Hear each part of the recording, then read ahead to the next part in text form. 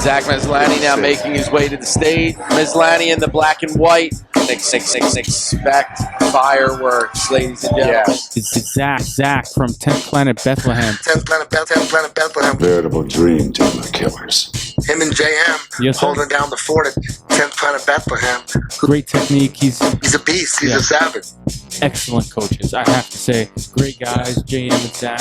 That's a beautiful. Great guys, JM and Zach. Veritable dream team of killers. He's a beast. He's a savage. It's Zach from 10th Planet Bethlehem. 10th Planet Bethlehem. That's 10th Planet Bethlehem. It's a beautiful. Great technique. He's It's 10th Planet Bethlehem.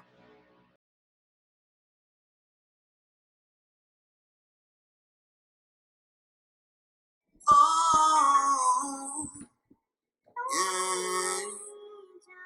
I'll give thanks and praise to the Most High. Georgia, Rastafari live and rule and reign in the heart of all flesh. Eternal. King Shang alongside Nico and Janali. Babylon a fall. It's all in the game. They play with your brain. The blood in your vein. Who knows my pain? It's all in the game. They play with your brain. The blood in your vein. Alright, then sit down. Listen to the piece, yeah. Watch out. Babylon them in a vengeance. Well, enough get to youth them sentence. Why? Tell them to get the entrance. Well, it look like them want some repentance. Ask them where the money spent on. Isu McBoa. What's up, everybody? It's a Zach's Corner podcast, episode 45, which is really dope because that's a lot of episodes, my friends. Episode 45, really pumped. Episode 45 is actually an interview. I always say interview, but it's not really an interview. It's mostly just me calling up some of my friends and having conversations with them. This interview is with my longtime friend, Bill Reusch, whatever you want to call him. My friend, Will Reusch. And me and him been friends since high school. And we've just been kind of like going down, obviously different paths in life, but, just being friends, we've been, just like a lot of the same shit. And now we're, older and in our 30s. Mid-30s, and he's doing the teaching thing, doing the podcast stuff, and he's also doing his thing in multimedia and social media is what I meant. Not multimedia. What the fuck am I? Not like 900 years old, but social media, and his wife is doing a great job, and we just had a conversation about a lot of stuff, high school, politics, bullying, all types of different things, jiu-jitsu. And, we always talk about martial arts. He's a bbig fan of it, and he wished he would have got into it sooner, but he is in it now. So really pumped for him. But you can follow him, Cylinder Radio. It's on iTunes. So if you just search Cylinder Radio, he's got a lot of different, people on. He's talked to Eric Weinstein. He's talked to some of the presidential nomination people, working on being nominated for president. And he does a lot of political stuff. Like I said, he's a teacher in California, in Los Angeles, and it's really cool. He chums up a lot of really good debates. So if you're into that kind of thing, definitely check that out. Just an update. I'm gonna do another podcast real soon. On just updating you guys what's going on with everything. How crazy is this freaking coronavirus, huh? Is this a real thing or what? Like, I don't know. I think I was talking about it in the last one about how it could possibly be, whatever. I mean, people are getting the flu and people are dying of flu. I don't know. It's nuts. I don't know what to believe, but stock up on everything, I guess. But don't stop doing stuff. People want to, just shut themselves off to everything. And people are talking about, they're shutting down all these events and everything. So maybe we do. I don't know. Maybe we do need to shut things down for a week, spend time with our families or some shit, and then come back stronger. Who knows? I just don't want to stop going to jiu-jitsu. And, and also, obviously in weird times like this and recessions and stuff, you worry about, we run our own business. So, I mean, who the hell knows? But I think everything's going to be fine. They're just trying to scare us a little bit. And, the media's got nothing to talk about anyways. They're talking about how much of an idiot Trump is or how stupid Bernie Sanders is. And, so on and so forth. So we're kind of just stuck in the middle and we don't know what to believe. But Either way, I'm gonna keep doing my thing. I'm gonna keep, just hustling out here and seeing what we can make of life, and just trying not to let it control my life, but also not being ignorant to things going on. You don't want to say, fuck everything. Well, yeah, but if something really does bad happen, then you got to be prepared for it. So there's nothing wrong with being prepared, but I'm not gonna, like I said, you can't let things like this just totally control and take over your life, because it'll drive you insane. It really will. Like you'll start, and I started thinking about it. I'm like, shit, should we be getting like things of water and canned and stuff, and should I be buying bazookas and stuff? And the answer is probably a little bit of yes on everything, and but just you don't want to panic. But you already see people are fist fighting over toilet paper and shit like that. It's like, dude, you know what I mean? So whatever. Like I said, you always want to be prepared, and it's good to have reserves in case of time of crisis or something like that. But I don't think we have anything to worry about. Hopefully, the elderly people that are getting sick with this and passing away, is very unfortunate. But hopefully they get a lock on this. And I know a lot of people have had the flu this year and have had pneumonia, and I've had flu real bad. And I don't know. Maybe it's just a really bad case of the flu. Who knows? Maybe it is really something bad. Zombie apocalypse, and we're all gonna die. So, load up the gun, start canning food, and let's see what happens. But roll the dice. But I just got back from California on Monday. Today is Wednesday. I'm excited to teach class tonight. Taught last night. Saw some of the guys. So, JM competed out there, combat jiu-jitsu. He did really good. I mean, he was by far the best overall palm heel striker. The thing, he was the best GNP, or ground and pound, if you will. And he was doing great. And, he just got caught. He, was in a leg lock situation. Spencer, that's what he's really good at, is leg locks. And he was pulling into it. And, JM had him in a full leg lock, and I thought he blew his foot and knee off. And then, maybe he let up a little bit, and then Spencer ended up catching him. So, I'm just glad he's okay, and he lives to fight another day. And, I hope Spencer's okay too. Obviously, the thing about the jiu-jitsu community is, I mean, there are dickheads that travel around and stuff. But, I mean, for the most part, when it's the event, everybody's there hanging out. I mean, we ended up hanging out with Spencer afterwards, and, going out to eat before, and all types of stuff with a lot of the guys, with BMAC, Ben Saunders, got to watch UFC with Eddie. And, man, how about the UFC was crazy. I mean, I know the Joel Romero fight wasn't the greatest, but the other fights, Wali Zhang, or Zhang Wali, however you say it, versus Joanna Jędrzejczyk, her head. Holy shit. That was an insane fight. A lot of striking, very little grappling, but really intense. I mean, shout out to both of those ladies. Holy shit, that was insane. So some pretty good fights that night. That was really cool. And, I love going to LA, stopping there, coming back. We're going to be going back in June, because Grace got the biggest matchup of her young career coming up. And then we say this every time. Every matchup is her biggest matchup. But she's going to be facing Danielle Kelly, who's a black belt. And, Grace can do it. If Grace does it, holy shit, and I'm trying to get, just push Grace as much as possible. She deserves it. And she's a beast, and I love her. And, I'm just really proud of her and just pumped for her. So, sorry, just taking a sip of my Stumptown coffee. Or actually, no, this is a Counterculture coffee. We do like Stumptown. I did stock up on coffee, though. We got a bunch of coffee here, and I got to make sure we got that. Also, we have a water filter too, so in case anything happens, I could literally take water out of the moccasin, throw it in there, and it'll be good enough to drink. So that's really cool. Shout out to my wife for being smart and thinking of all these things, because I'd be drinking tap water and probably have 3 eyeballs right now. So, but anyways, like I said, I'll stuff in another podcast just to let you guys know. Up on the list here, let me pull it out real quick, but I got a bunch of people. I'm going to get JM on the podcast. I'm going to be getting Jeremiah Vance, you guys know him, Rubber Guard Assassin. I'm going to get my boy Jarrell Garcia. Definitely got to get him on. I got to get Jamie on. You guys know Jamie trains at the school. I think he might not have called in. I'm going to get Padilla on. We got to get Zach Edwards to call in from Texas. And I'm definitely having Juliana Fonseca on too. So I got a lot of people I got to get on, but we'll keep it going. So I hope you guys enjoyed the conversation that me and Bill have had. Me and him go way back.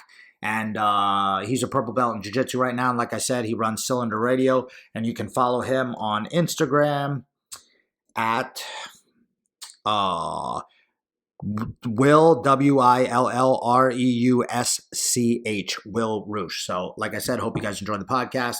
And yeah, have fun, and talk to you later. Why do I sound like I'm so tired or something? I don't know. Maybe it's the time difference, but I don't know. Maybe I'm fine, but wake up, everybody. Just kidding. So thank you guys for listening once again, and I'll talk to you guys soon. Boha. Yo, what's up, guys? Zach's Corner Podcast. Do you like my intro? But I'm sitting here. Well, I'm sitting here, but my boy William Reusch, he's in traffic right now. Are you on the? Why do I always want to say I-95? But that's not it. 20 or no? What's the big one in LA?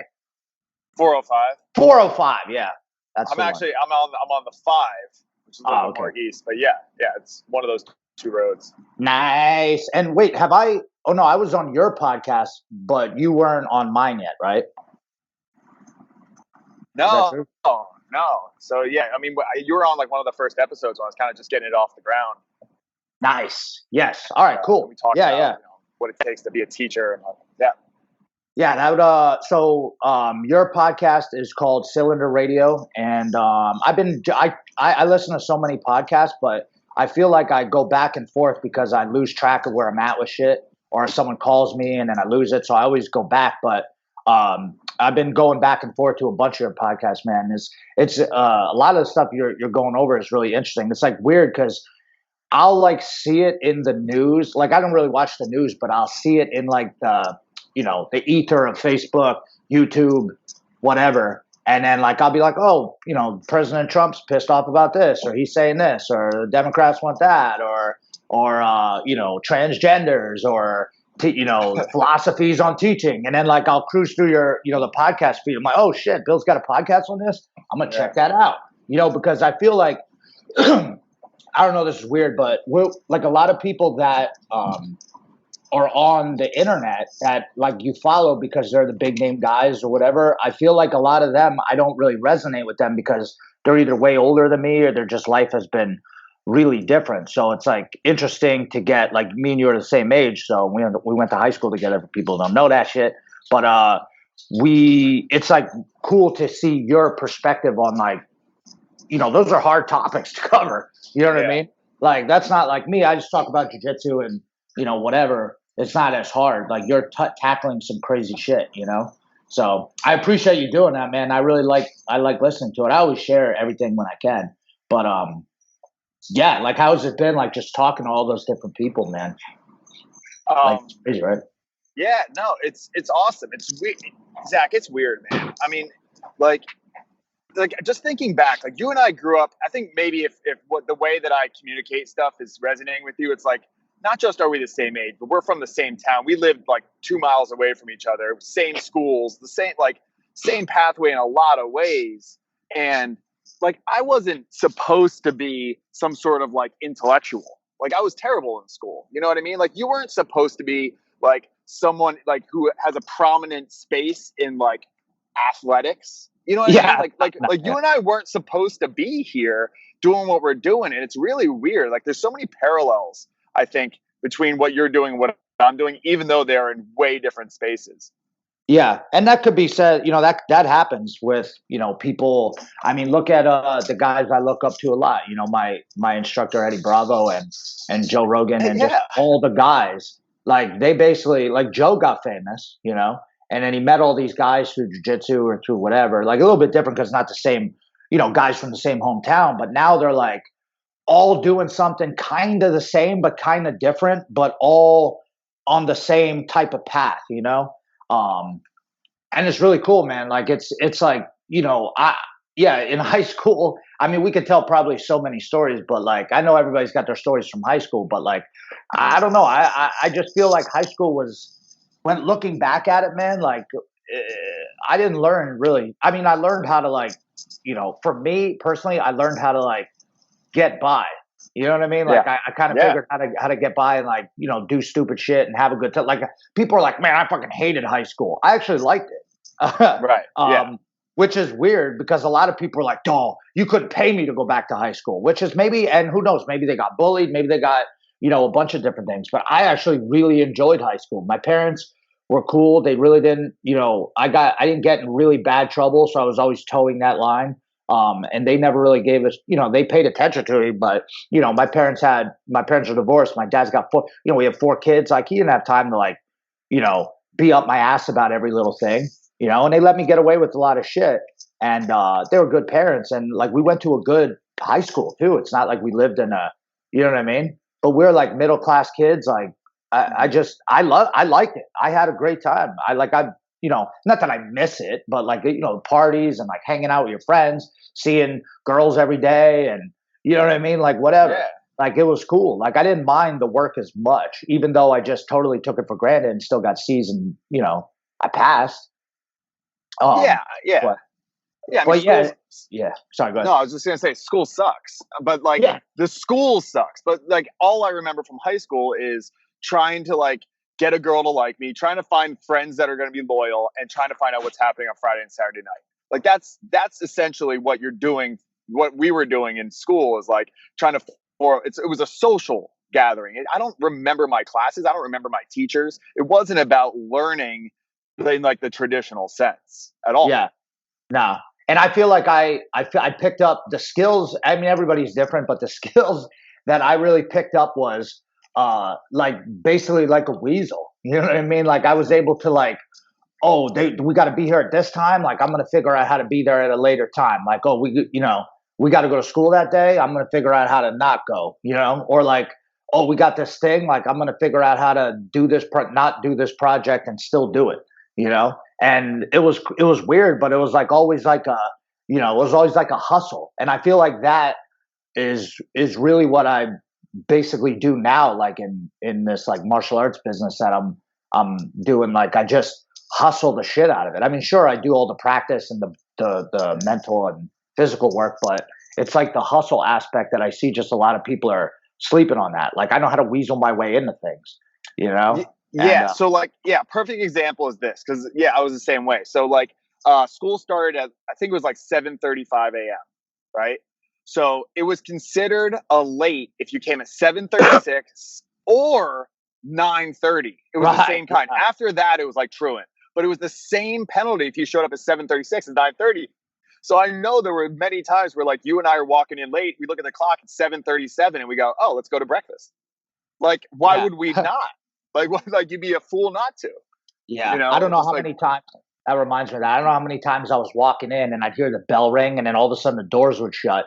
And then I'd see like Steve Gorley like walking down the hallway and I'm like, yo, you know what I mean? Or like Jenny Masana or something. I'd be like, hey, what up? I'm like, what are you doing?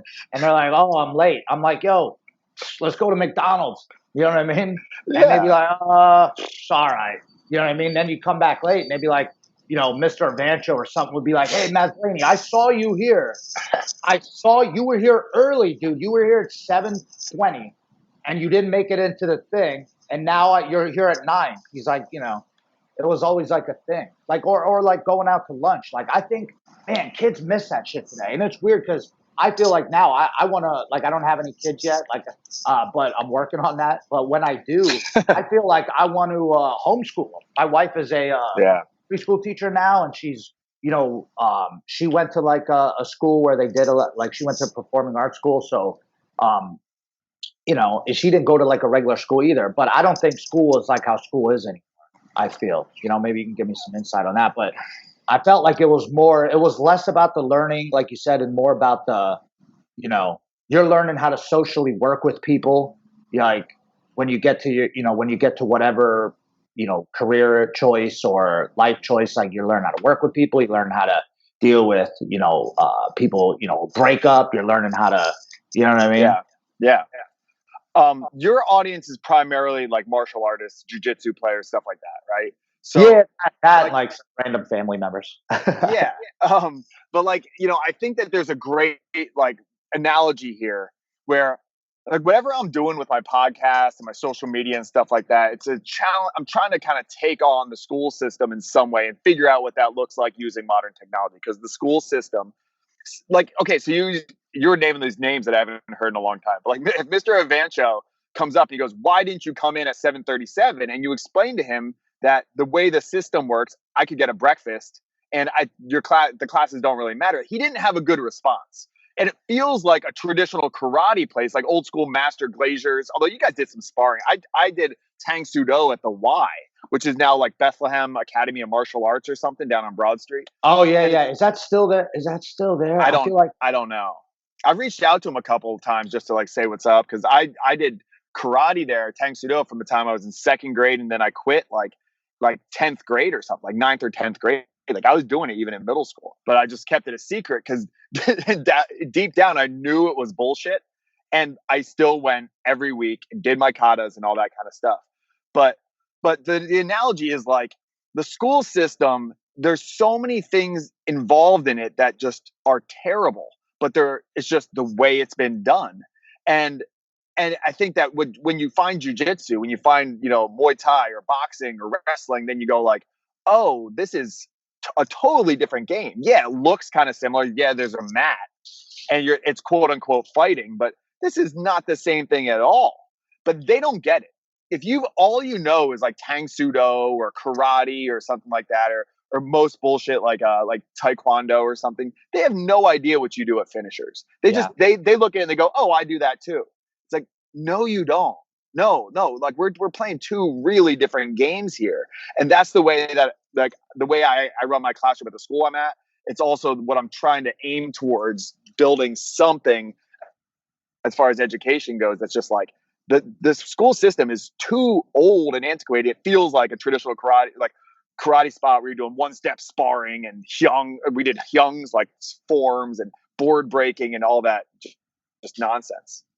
So you don't think, like, what do you think people, like, obviously I have no idea who's running, who's in charge of school boards and shit like that, but do they ever think like, hey, I mean, this is a very open-ended question. There's a lot, I'm sure a million things that go into this, but it's like, do you think they ever think like, hey, this is not working, like the way we're doing it, I have conversations with my wife all the time about like, the way schools are run and stuff, and just, thinking about it, like hearing stories from the kids that I teach at jiu-jitsu. I'm like, what?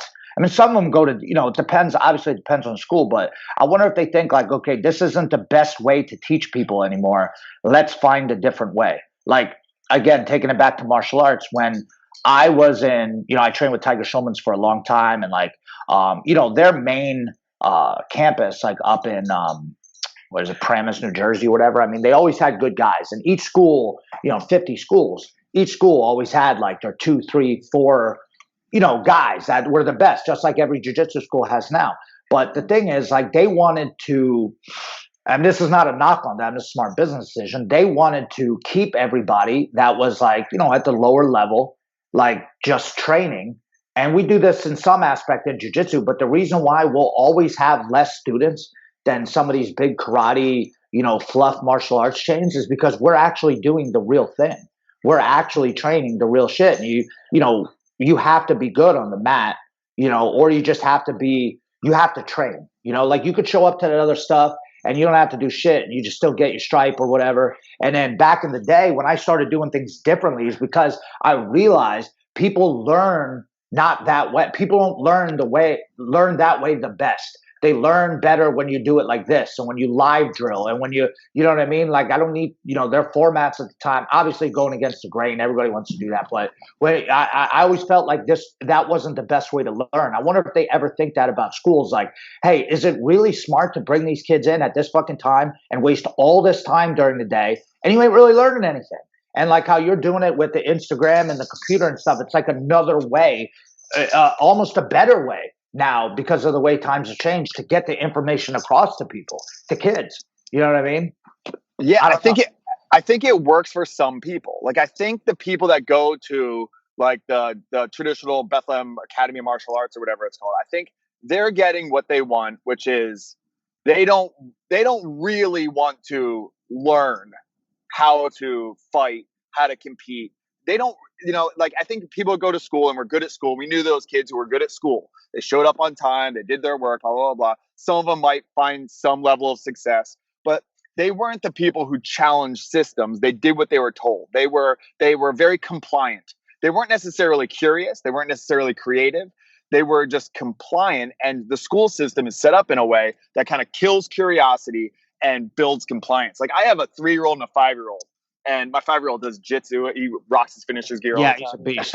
He's awesome.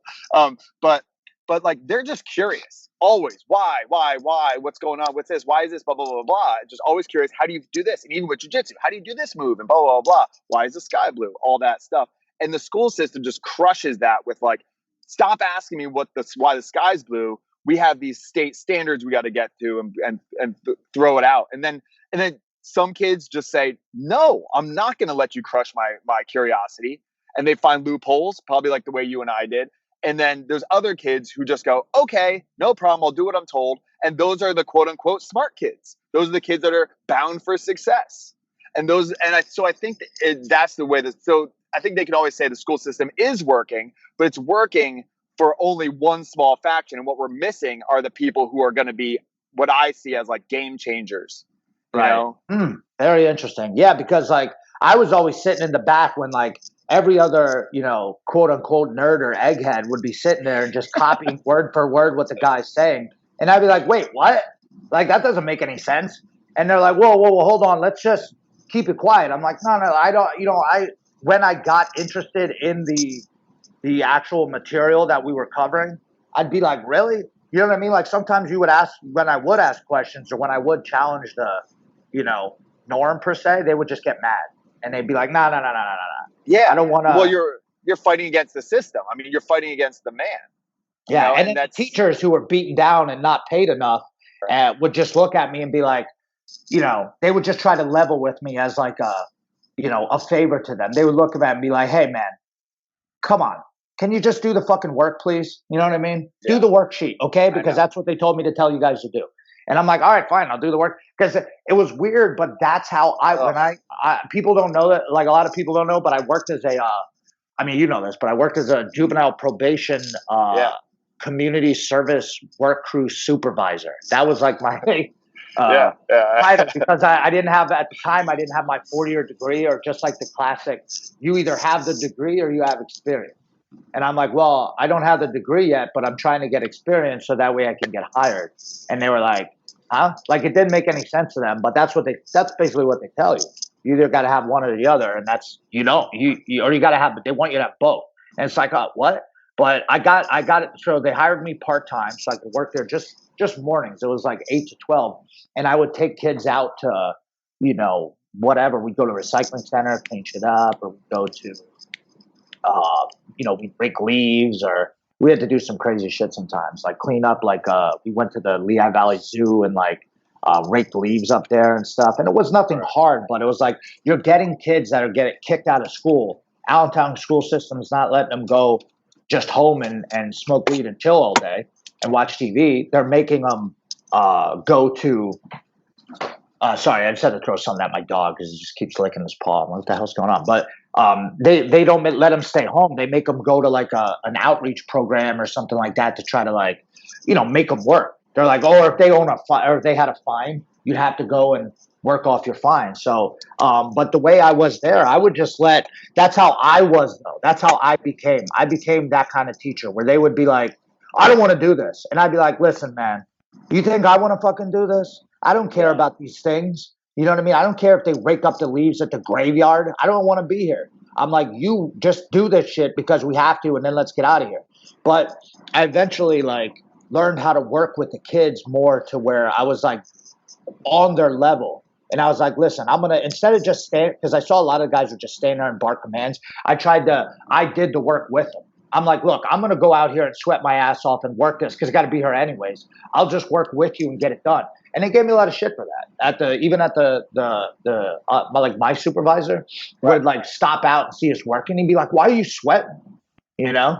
And I'm like, because I want to get this shit done. And if I let like 5, 14 or 15-year-olds do it and they don't take a smoke break every 3 seconds, like we'll be here for fucking 8 days. You know what I mean? I was like, I'm just trying to get this shit done. A lot of times, like even the mulching of the playgrounds, when I started to work with them, and showed them that I'll do this shit too, I'm not above it, that they'll do it with me, But if I was just there like, listen, man, they told me to tell you guys to do this. I could care less. I need the paycheck, sit on it. And I think it kills, since it's maybe the school system, not the teacher specifically, but just the way it's set up, Yeah, well, you explained reality to them. Like part of what I say a lot is teachers aren't here to explain shit anymore because we have Google. So Google is always going to be more knowledgeable than I am. But what my job is a translator to take the information and explain why this will benefit you. And that's exactly what you did there. Is like, look, of course you don't want to do this stuff, but it will benefit you in these ways. You can get out. You don't have to do this anymore. You'll be in the court's good graces. Like you explain it to them, and then they go, oh, okay. And that's all it takes. This isn't rocket science.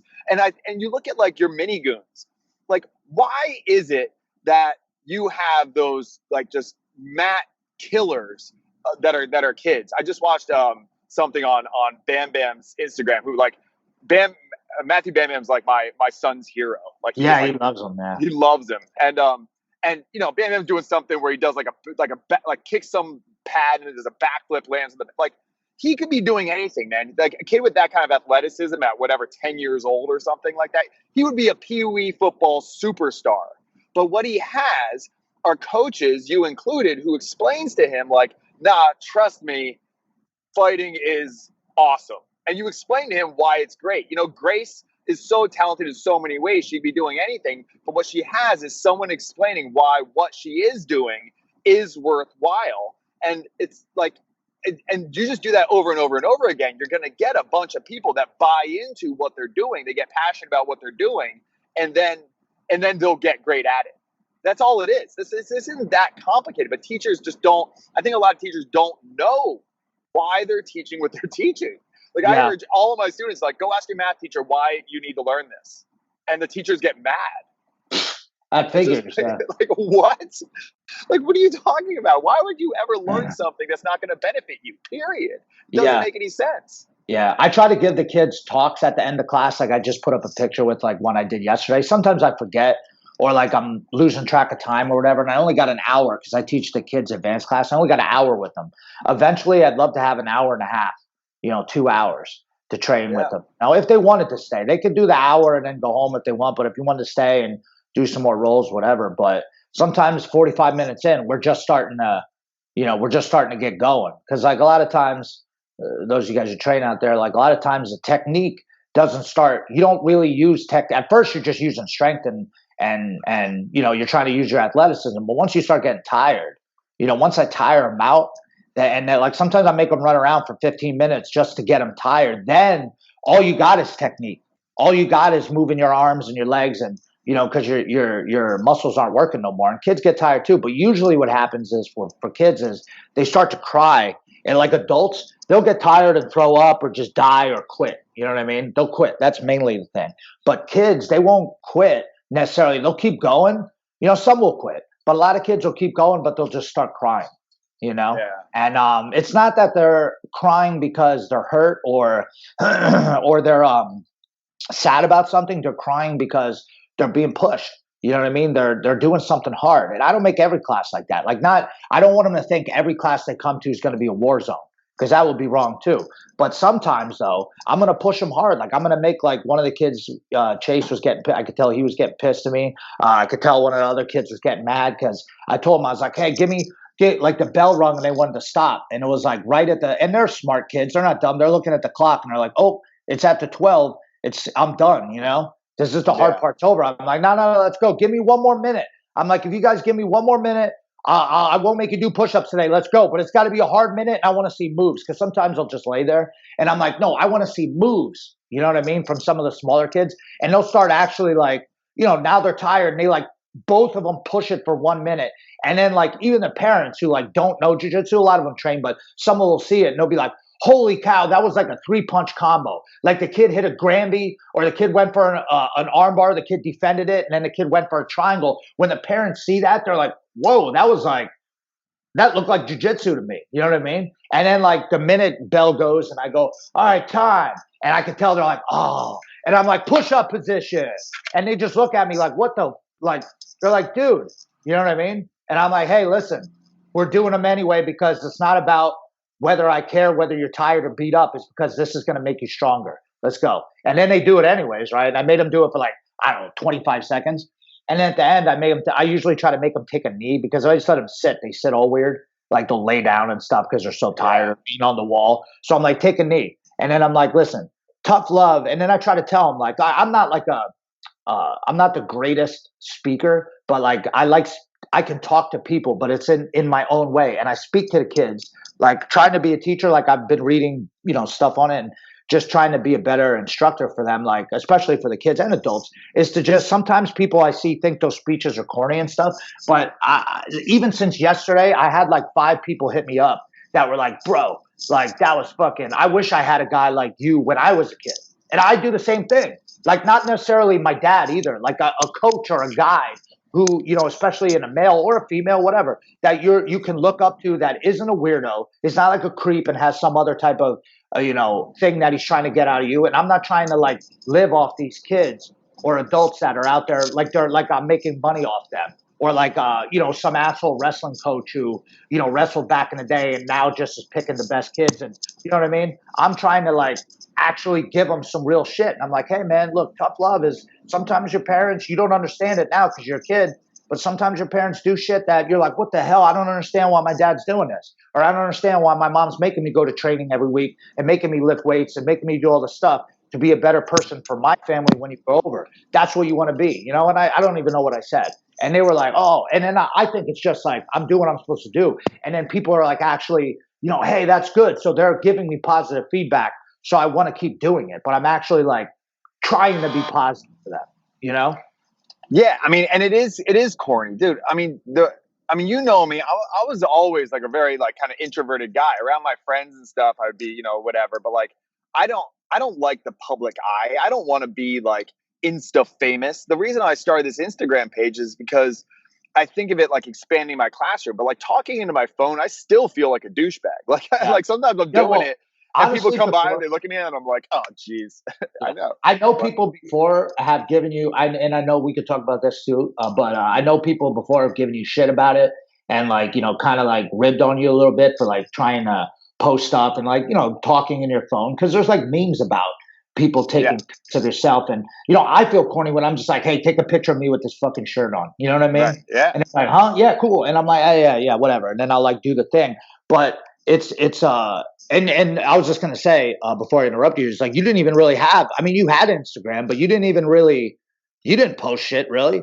You know what I mean? No, no, I dude. don't remember ever seeing you post stuff. No, I never did. I mean, well, that's the thing is I didn't understand. Like, I still don't. I don't understand why people are so involved in social media and Instagram if it's not trying to make money off of it or have some specific goal. Like, I don't get. My wife got me into it because she makes her whole living doing like social media marketing.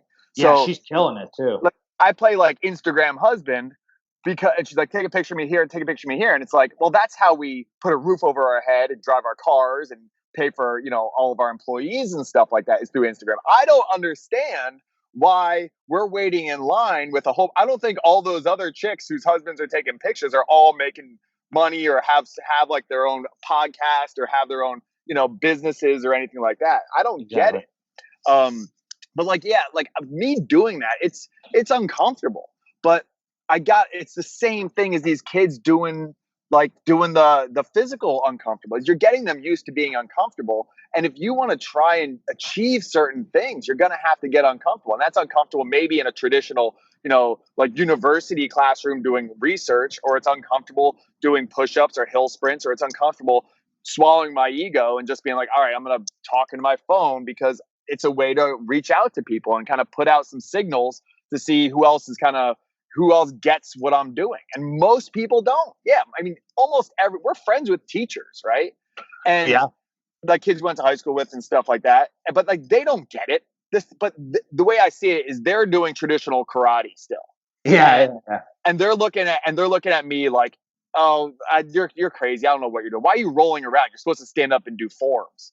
And it's like, okay, you don't get it. I'm not trying to convince you to get it, but I know what it is. And there's teachers that reach out to me from literally around the world. Like there's dudes, in like Scandinavia, and there's like a chick in UK, or like, a guy in Georgia took a lot of like my like quotes or whatever and made posters for his room and sent it to me. So like Sick. some people get it, you know what I mean? And those are the people that I'm gonna be able to connect with, and they're gonna understand what I'm doing. Then a lot of people won't. And the people that we grew up with, most of them just they're just deep in the traditional karate kind of world. So they show up to their job. They do what this is. On Sundays they watch football. It's like a very traditional karate type of thing, but in life. That's the way I see it anyway. I don't know. What do you think? Yeah, I think, dude, I've always been a little bit against the grain, and not even consciously. Like, I've always was like, okay, everyone's doing this. Like, it's like an advantage almost to do the other thing.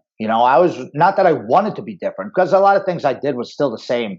I still fall into a lot of the, traditional stuff. I mean, dude, I dyed my hair just like every other dumbass Right. teenager, Yeah, like me M&M. too. You know what I mean? Yeah. I could have been on that fucking thing. Will the real Slim Shady please stand up? You know what I mean? But like, I did a lot of that stuff. But like, I feel like, just down the path, I would go, why does it have to? I remember one time I said to Mr. Marish, was a government class, right? And he also taught like marketing and like some money stuff and shit at Freedom. Yeah. And I think I said to him one time, and I think I said, I was like, why do I have to earn a living, man? Aren't I already alive? And he was like, dude, he wanted to like slam my head off the wall, I'm sure. And but like, I understand, like, I'm not an idiot. Like, I'm not gonna not have a house and water and stuff, but like, certain things, I'm like, I don't know, why does it have to be like that? Like, I don't, you know what I mean? I don't wanna do it like that. And then people would always like, every time I'm around people from back in the day, they ask me questions like I'm a zoo animal. I'm like, dude, I'm just having a way better time than you, I guess. I don't know. Like, because I'm not worrying about what you're doing so much. But if you were doing something positive, I'd be like, yo, fuck it. This guy's the man. You know what I mean? But instead, they're, family members of mine, big time. Like, some of them are insanely supportive, dude. Some of them are over the top supportive. You know what I mean? Where they're just like, they buy all of our gear.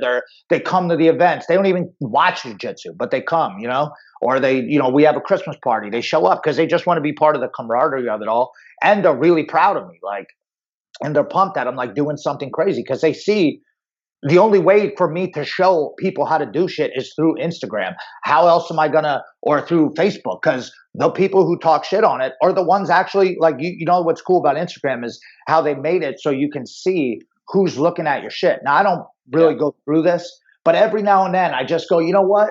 500 people looked at my story or whatever the hell. Let me see who the hell's looking. I don't even know 500 people. You know what I mean? Like, let me look through this and see what's up. If that's even a real number, I guess it is.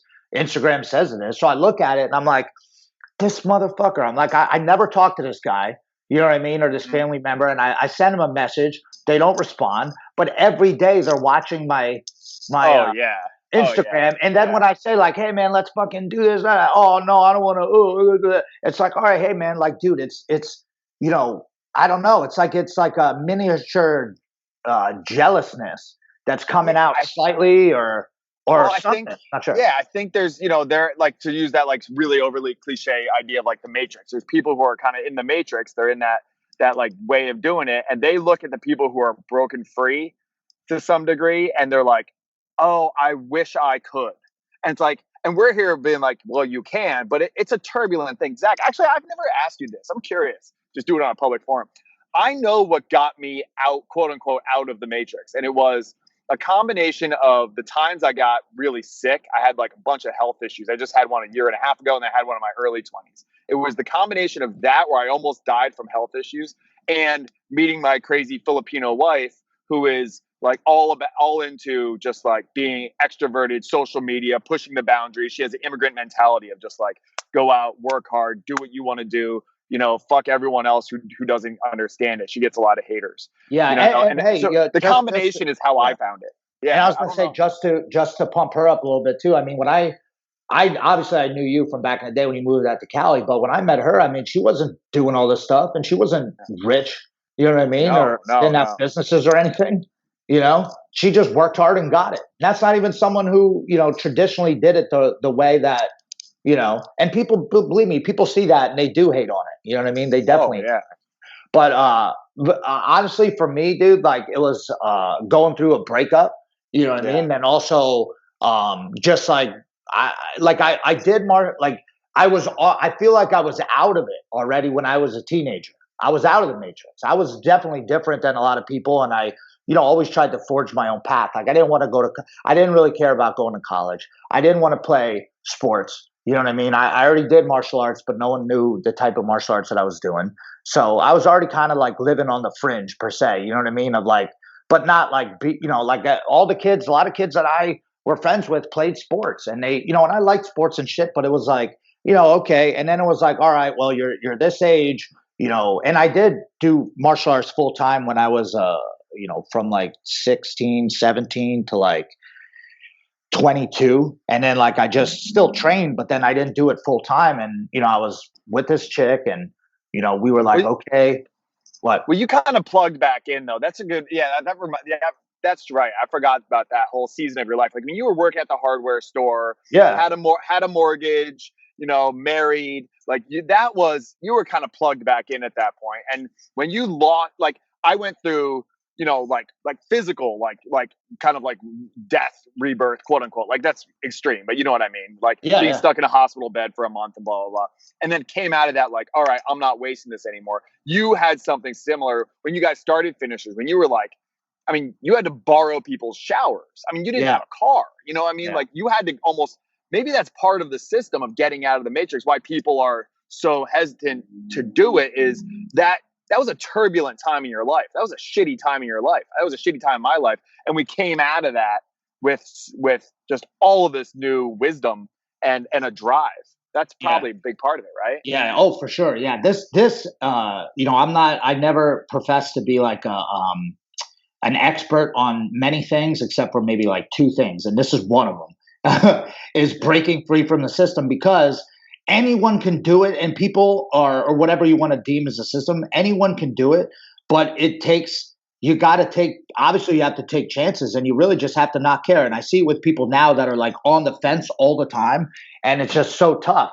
But if something like, tragic or a big thing happens, like like a life explosion, I call it. If that happens, then for instance, I watched the movie Fight Club a lot. I really like that movie. So, I mean, dude, in rap music, movies, I would always take like quotes or things that I felt like they were either talking about my life or talking about jujitsu or talking about whatever. And like, so many quotes from Fight Club. It's ridiculous. When your life is if you're out there and you're listening to this and your life sucks right now and it's a piece of shit and you're mad at things and it's not going right, like just start over and start watching Fight Club, because you won't feel so bad. Like there's one where they're walking back to the house and he goes, this one really resonated with me. And he goes to Brad Pitt. He goes, hey, where's your car? And he kicks a beer bottle and it breaks. And he goes, what car? And I was like, huh. You know what I mean? I was like, yeah, like obviously now I have a nice car, but at the time I'm like, hey, do I really need a car right now? Can I make it without? I'm like, all right, I just took it back to the dealership and dropped it off and told Troy, I was like, hey, Troy, when he was working, I took it back to Kia. I'm like, hey, can't afford this right now, man. I'm trying to start my own business. Y'all are going to have to take it back. He's like, that's not how it works. I'm like, all right, well, we're going to, he figured it out, obviously. And it was like a Kia and I owed like 10 grand on it, but they like figured it out.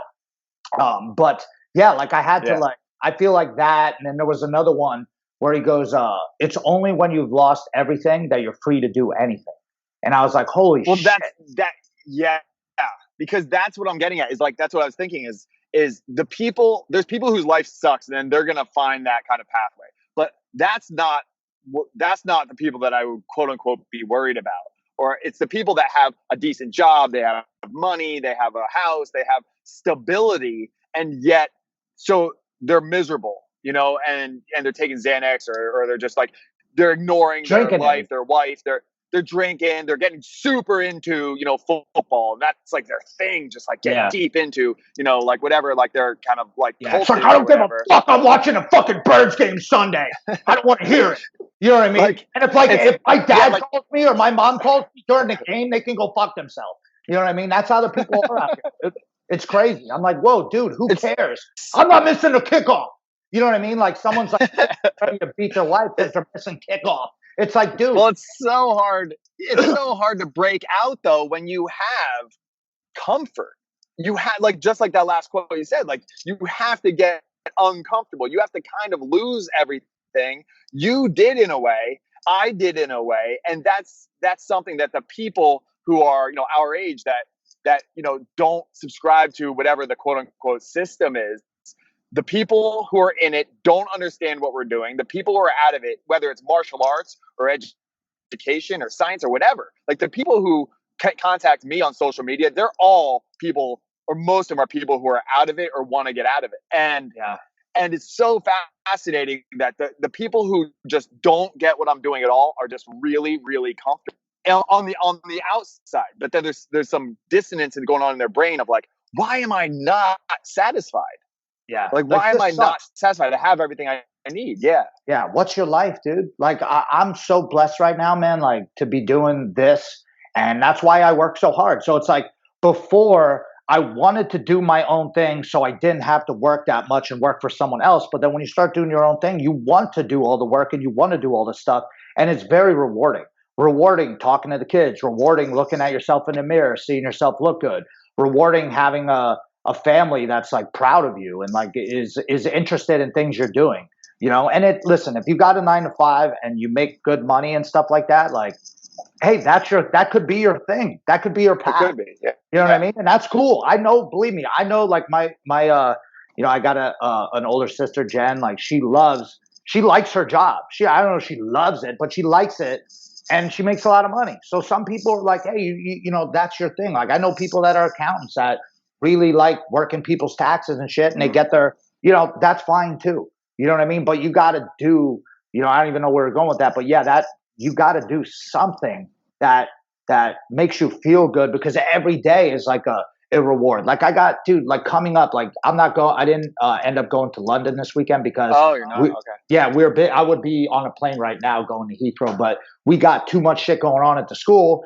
And JM's going to compete in combat jiu-jitsu next week. So I was like, oh, shit, I might as well just change my ticket. I'll stay home. Thor and Laura can go and handle it. Like I got, my first black belt is competing for, Grapple Fest world title in the UK. Yeah. Like that's going up against the Nogi world's champion at heavyweight. Yeah, that's my best guy. You know what I mean? And then I got, I'll stay here and I'm going to, I got Grace and Sid, I'm taking them over. I'm teaching at Thor's school tonight.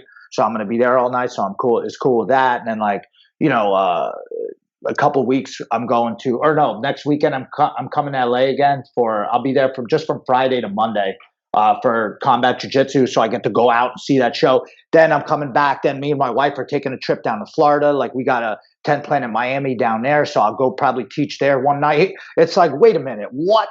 Like, how did my life become this, man? Like, I don't even know. And then me and my wife I'm teaching, I didn't tell you about this one. Me and JM are teaching a seminar just because we met somebody. And like you said, they're into like what we're doing. And this guy, Eric, he's having us through at, it's a seminar at Boston. Or no, wait, did you see it? We're having a seminar at Boston University. Like the actual university is paying me and him. Because I'm like, hey, I don't know how much you guys want to charge for this. Like, we got to make sure it's worthwhile to come. Like, I don't even mind going to the city, teaching a seminar and just taking all the money and just using it to have a great weekend with my wife. Like, that's cool to me. Like, I like doing that because then we get to see Boston Friday, Saturday, eat some crab legs, whatever. But like they're paying us as if we're like speakers there. You know what I mean? So it's like we're going to teach a seminar at the University of Boston. That's fucking insane to me. You know what I mean? Like I used to rip that I'd never go to college back in the day. You know what I mean? Like now you're teaching at college. Yeah, it's so weird, like things turn out. I know. So weird, man. But it's like I just kept following it and just kept seeing what would come of it. And, who knows? I mean, if it's not traditional and our friends or people from back in the day don't understand it, like not everyone's going to understand it, I guess. Yeah. Yeah. Well, I'm glad that I do, man, because I think that it's really cool to see for you, like for our friendship. Like it's cool for me to understand like kind of the magnitude of what you've built and what you're continuing to build. And like when I'm at my kids, Gracie Baja Northridge, which is like they're producing killers over there, and like they know who you guys are. They know who like your students are. Like they know these people like well. Like it's so cool. Like and they're like, oh, you know who Zach is. Like I've had people like I wear your finisher gear sometimes, just like on the street at the mall in California. So I'll be like, oh yeah, like you know about finishers, and it's like. Yeah, I remember when it was the place we drank after Starters closed, and it was Zach's house, and it was just a place where we got fucked up drinking whiskey and stuff. Like, yeah, I do know what finishers is. It's so awesome because I've been able to be like an objective kind of witness on the outside of like this whole process. And but I see it that way, but I also see it like I get the people that still to this day like don't understand, talk shit on what you're doing, think that you're weird, whatever it is. Like I get that too. And I'm like, oh man, you're missing out. You're missing out because you don't appreciate this. Yeah, dude, thank you so much, man. Same for you, dude. Like, look, man, I remember when you were working at, what was that light bulb factory thing? Yeah, I worked at a lot of different factories. Yeah. And then, like, dude, when you guys moved out to LA, man, I was like so proud of you guys because, like, for me, I couldn't, I was going the opposite way. And I thought about it so many times, but, I had a girlfriend. I'm like, thinking like, okay, what's the next step? Like, I should buy a house and then I should get a car and then I should, you know what I mean? Then instead of trying to fight professionally, I decided to work full time. You know what I mean? Yeah. So it was like, but obviously now things are different. Like there's pathways, but then it was like, all right, well, what am I going to do? I never really had confidence in myself either, but just watching you guys move out there was an inspiration too. It was like, oh shit. Like, plus like, think about it. No one knew, we didn't even know, none of us knew anyone in LA. You know what I mean? And we were just kids. Sean moved out there. You moved out there. I met a bunch of people because you guys moved there. I was able to go out and stay with you guys and then train at Legends. And, even back then when people had no idea what I was doing, they're like, where are you going? Like Sean would be like, what are you doing? And you and Sean always supported me. He'd always be like, all right, man, like I'll drop you off or whatever the fuck, what I mean? Like, I think I did. I think I dropped you off at Legends back in the day. And I was like, now looking back, being so like loving jujitsu and such a big part of my life, I'm like, damn it, why didn't I go in on the class? Yeah, I mean, but it just wasn't it was like, like I caught it at the right time too. Like we were always into it, but we didn't know it would, you know what I mean? We would, we would get something like this and like knowing people that, like know about us in like other states is insane. Dude, we were in Japan and like we're walking out of this hotel and, when you're with Eddie Bravo, dude, like he's on Joe Rogan podcast and shit. So many people know him, dude. So we're like walking out and there were people camped outside to see all the people competing because they were all staying at the Tachikawa Hotel. We're walking out and some guy's like, Eddie Bravo, you know what I mean? They're like trying to take a picture of him. And he's like, dude, this is like, we're coming back from eating at McDonald's breakfast because we're up at 4 a.m. because of the time change. And we're walking back and the guys are out there trying to take pictures of him. He's like, he looks at us and he's like, take pictures of those guys. They're some of my black belts. And the guy goes, I know, JM and Zach. And I was like, what? I was like, how do motherfuckers know us in Japan? And then like the guy was like, oh yeah, people look you up. You know what I mean? Because they see, they probably seen, guarantee what happened. They looked up the team. They saw Grace. They see me and JM in pictures. They know you know what I mean? So then they were fucking taking pictures of us. A guy at a rest stop. We walked into me and JM were coming back from, I think we were coming back from filming DVDs in Boston. And a dude at a random rest stop in Massachusetts looked at JM's thing and it was a 10 Planet hoodie. And the guy looked at him and it's at like probably 2 a.m. because we're driving through the night trying not to go through traffic. And the guy just goes, oh, y'all fucking with Eddie Bravo, huh? And he goes, yeah. He goes, no, I recognize you. Like he probably didn't, but still. Yeah. You know what I mean? And it blows my mind. You know what I mean? It just blows my mind. Because I know I'm just a regular dude, just fell in love with martial arts. You know what I mean? And people are fucking about that shit. And there is a good quote from like, I think people put it up, it was Allen Iverson, but I don't know who said it. But it was like my brother said it. One of my brothers said it back in the day too. And I was like, man, people either really are into what I'm doing or they really hate it. Or they think I'm an idiot. Or you're going to get half of the people, but those half are really going to love you for what you're doing. And the other half are just going to be haters. And that's life. You know what I mean? You just have that half and half, because look how many people we do. Look, you got people printing shit out and putting it up on their walls that you said. You know what I mean? Like that's such a thing. Like, and all those people hating was like, yo, let anyone, your girl don't even take you seriously, what you say. Let alone someone half around the world is putting up a quote on the wall of something I said. You know what I mean? That means something to me, even though it might not mean something to someone else. You know what I mean? So I don't fucking know. No, Yeah. yeah, thank you. I mean, I think Sean coming out to California was like the pioneer coming out for the comedy, and then I was like, all right, yeah, and that was kind of like a little bit of a crack. I was like, oh yeah, maybe I can get out of LA or I get out of Pennsylvania for a little bit, and then just like kind of just one thing. It's just so funny how one thing leads to another, to another, to another, to another, and then it all kind of comes together. You sit back and you reflect, edibles or whatever. And you're like, oh man, I ended up here because of all of these things, all these stops along the way, and some of them were really tough, but some of them were really awesome. Yeah, and now Sean works for Rob Dyrdek. Yeah, you know what I mean, like, and Tess is doing big things, and it's like it's crazy, man. It does let you realize that shit's possible, man. Because I'll hear kids like, oh, I can never do that. I'm like, dude, I know a guy who packed up his. I know a guy who got insanely drunk the night before. You know what I mean? Mm-hmm. And then packed up. He had already had everything in a freaking Ford Escort station wagon, stick shift, drove it across, lived in brothels, successful comedian, comedy writer. You know what I mean?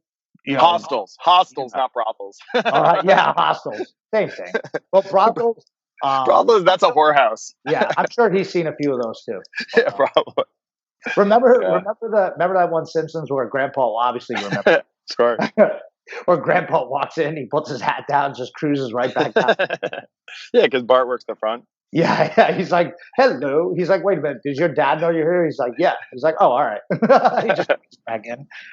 That's the other thing kids don't know about these days is Simpsons. Luckily, Andrew Jones, Thor, and Andy Scott, he's black belt under Padilla, trains with us a bunch, and a couple of guys at the school understand the old school references. Because whoever's running that one Instagram, Simpsons. Yeah, Simpsons IG, it's phenomenal. Yeah, how do they know, dude? They even know the small shit. You know what I mean? They know they get it. Yeah, they totally understand that humor. And like it's funny when that's a good test for somebody. Just put the Simpsons on, see what they think. And if they're like, oh, this is hilarious. If they get early seasons and 1 through 10 ish. Yeah. Family Guy and South Park are great because everyone's like, oh, you're just old. I'm like, no, I understand fart humor, okay? It's just that, and I'm not trying to like big boy some of these guys who only understand fart humor, which I like too. But that humor that the Simpsons were putting on back in the day, I don't even know, like, is that considered dry humor? Is that what that is? I think it's layered. It's layered, man. Like, it's like different textures. There is fart humor in there. There is, there is like really deep, political references. Like there's like whoever, no matter what your quote unquote level is, there's going to be a joke for you. And that's what's so brilliant about it. Yeah. Yeah. Cause Family Guy, I just feel like they just make fun of people and like, I get it. You know what I mean? Yeah. And it is funny. I'll watch Family Guy and South Park too. They're brilliant. South Park is hilarious, dude. Don't get me wrong.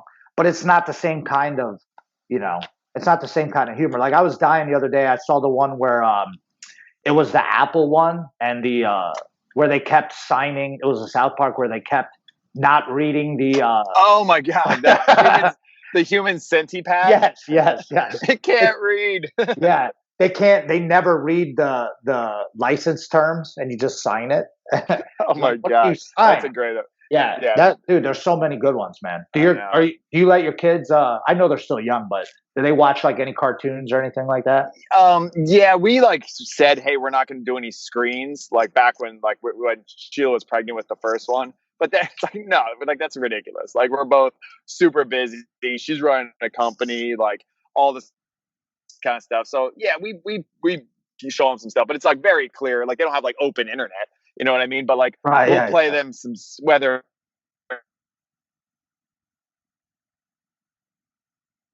thing. They also really, especially my older one, super stuff. So I don't know, man. I watched a lot of bad stuff when I was a kid. I turned out fine. Like I showed like Avengers movies and stuff like that are PG-13. He's 5.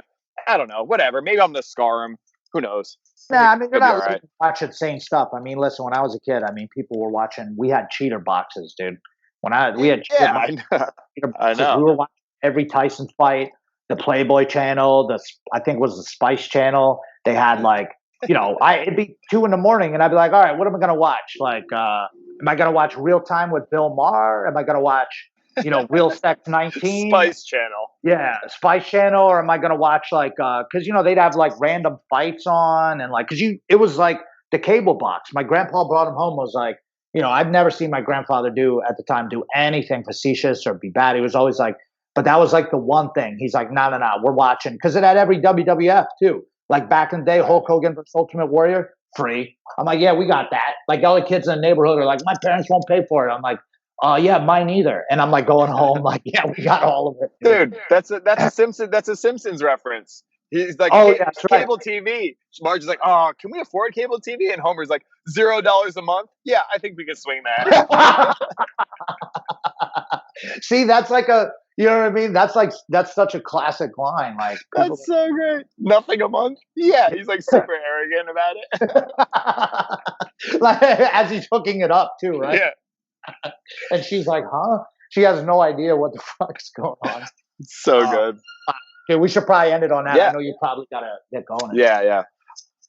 But yeah, man, dude, thanks for calling in. We'll keep doing this more, man. Like now that I understand how to do Skype, it'll be way easier. So and I like talking to you too because we talk jujitsu obviously. Like I just recorded one with Marcelo Garcia black belt, Mike Davila. Also, he won the finishers one. We don't even have that one up yet, but we're talking about business stuff, and then like I bring you on the more intellectual talk about like all the different things we're doing in the system and all this other shit. We could talk for hours.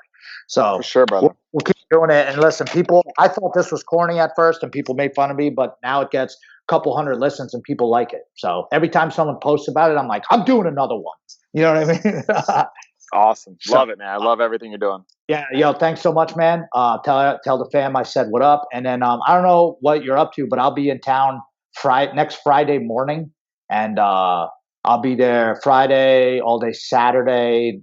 Think combat jiu-jitsu Sunday night, and then I fly out early Monday. So I'll holler at you. Okay. I'll let Yeah. you know. We'll connect.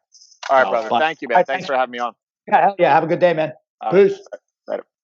Thanks for listening, and thanks to our sponsor, Fuji Sports. If you guys don't know about Fuji, they've been in business in the jiu-jitsu, judo, martial arts business since the beginning of time, and they're our current sponsor. They sponsor Thor, they sponsor Grace, and they sponsor Finishers Enterprises. So if you've never checked out Fuji before, go to fujisports.com. They got all types of gear, gi, no gi, judo. They got lifestyle stuff. They got hoodies. They got stuff to clean the mats.